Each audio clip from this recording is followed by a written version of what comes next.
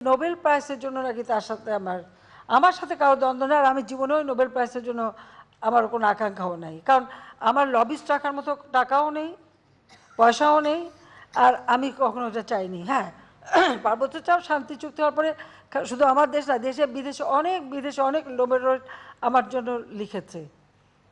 আমি তো কখনো তদবির করতে যাইনি, কারোর কাছে বলতেও যাইনি। আমি তো কী পেলাম না পেলাম ওটা নিয়ে আমি কখনো, ওগুলো আমার মাথার মধ্যেও নেই। কারণ শান্তি এখন যিনি অর্থনীতি নিয়ে কাজ করলেন, ব্যাংকের একজন এমডি, সে যখন একটা নোবেল প্রাইজ পায় তা তার সাথে আমি কন্টেস্ট করতে যাব কেন? পার্বত্য চট্টগ্রাম শান্তি চুক্তি আমি করেছি। পৃথিবীতে যত শান্তি চুক্তি হয়েছে খুঁজে বের করেন, শান্তি চুক্তি হয়েছে কয়েকটা অস্ত্রধারী আত্মসমর্পণ করেছে। আমি পার্বত্য চট্টগ্রামে শুধু শান্তি চুক্তি করিনি, 1800 জন তাদের অস্ত্রধারী ক্যাডার, তারা আমার কাছে অস্ত্র সারেন্ডার করেছে। আমি তাদের সকলকে সামাজিকভাবে আর্থিকভাবে পুনর্বাসন করেছি। 64,000 শরণার্থী ছিল ভারতে, আমি সকলকে ফিরিয়ে এনেছি, তাদেরকে আমি প্রতিষ্ঠিত করেছি। পার্বত্য চট্টগ্রামে শান্তি প্রতিষ্ঠা করার ফলে আজকে সেখানে ব্যাপক উন্নয়ন হয়েছে। এর আগে কী অবস্থা ছিল? শেখ হাসিনা ক্ষমতা আসার আগে পার্বত্য চট্টগ্রামে কতজন যেতে পারতেন? তো এখানে যদি কেউ বিদেশে যদি আমার নামে প্রস্তাব দেয়, আমরা তো ছুটে যাইনি তাদের কাছে। আমার কাছে অনেকে আসছে, আমার নাম না, আমার সমস্ত পুরস্কারের দরকার নাই। আর এই পুরস্কার আমি দেখেছি এটা আন্তর্জাতিকভাবে যারা পায়, এখানে কোনো তাদের কতটুকু অবদান সেটা না, এখানে আলাদা একটা রাজনৈতিক একটা উদ্দেশ্য থাকে। কাজে ওর মধ্যে আমার কোনো আকাঙ্ক্ষা নেই। আর বলে দিল যে ওটা নিয়ে নাকি আমি ওনাকে মানে জেলাসি বা ওনার উপরে মামলা করছে তার লেবাররা, এবং প্রত্যেক এলাকায় লেবাররা যখন তাদের দাবি পেশ করেছে, দাবি পেশ করার সাথে সাথে তাদের প্রমোশন চেয়েছে, তাদেরকে স্যাক করে দিয়েছে, সবাই মামলা করেছে। আমি তো জানতামও না যে এটা, এবং লেবার কোর্টের মামলা শাস্তি পেয়েছে। তো লেবারদের কি কোনো অধিকার নাই? যারা এত লেবার নিয়ে কথা বলে, মানবাধিকারের কথা বলে, এত কিছু বলে, তারা কোথায় এখন? তারা চুপ কেন? তারা কি এই লেবারদের পাশে এসে দাঁড়িয়েছে? দাঁড়ায়নি। লেবারদের ন্যায্য পাওনা একজনে মেরে খাচ্ছে, চুরি করে খাচ্ছে, সেটা বলেছে কখনো? আর আমেরিকা থেকে শুরু করে ইউরোপ, ইংল্যান্ড, কেউ যদি ট্যাক্স ফাঁকি দেয়, সাথে সাথে তাকে অ্যারেস্ট করবে, তার সমস্ত সম্পত্তি বাজেয়াপ্ত করে বিক্রি করে দেবে। এটাই তাদের নিয়ম। তো সেটা দেখে না কেন যে যিনি সমানে ট্যাক্স ফাঁকি দিয়ে যাচ্ছেন, আর প্রতিবার তার উপরে মামলা দিয়ে তার কাছে আদায় করতে হচ্ছে।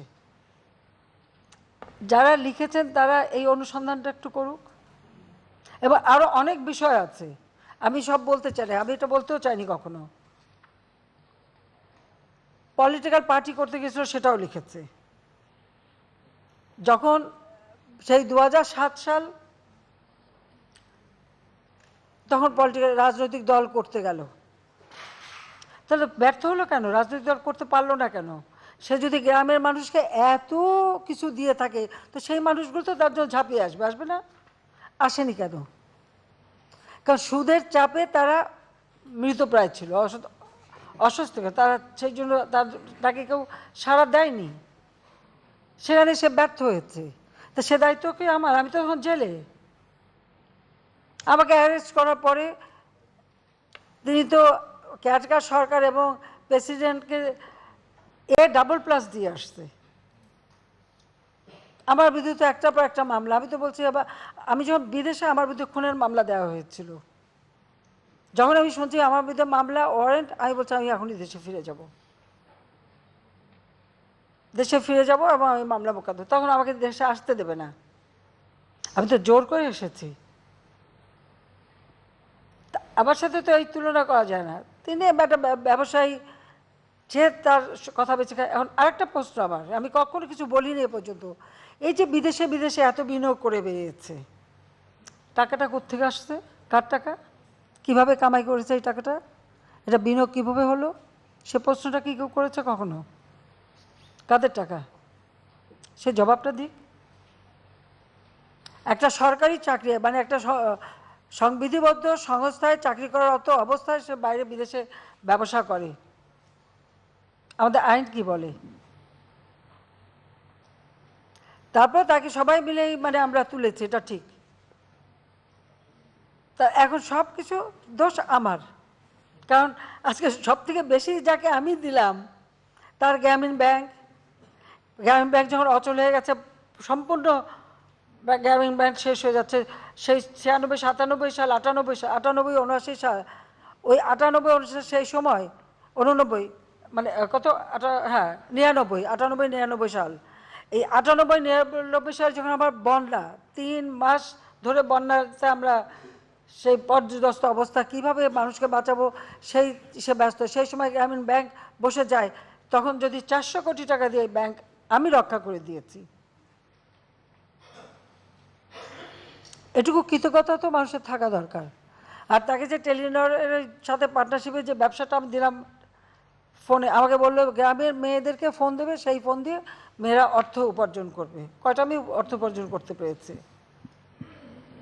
নিজের ফোন দিয়ে বিল ক্লিন্টন হিসাবে মহিলাদের এনে বসিয়েছে, যা শিখেছে তাই তারা বলে দিয়ে বলছে স্যার কই, স্যারের ফোনটা ফেরত দিতে হবে। তা আমি জিজ্ঞেস করলাম যে আপনি যে বলে এটা আপনার ফোন, আমি ফোন কোথা থেকে পাবো? আমেরিকান অ্যাম্বাসিতে অনুষ্ঠান হয়েছিল, যারা অনেক সাংবাদিক যারা ছিলেন নিশ্চয়ই মনে থাকার কথা। এই তো জিনিস, তো এই জিনিস আমি আর কি বলবো। আর সব থেকে বেশি যে করে তার বিরুদ্ধে এখন উনি জিবাদ গিয়ে বেড়াচ্ছেন, ওনার সঙ্গে ওনাকে যে ওনার আমার জেলাসি করার কী আছে? সে আসুক না, মাঠে আসুক, চলুক আমার সাথে, আমেরিকা ডিবেট হয় না, চলুক না, আসুক, কথা বলবো।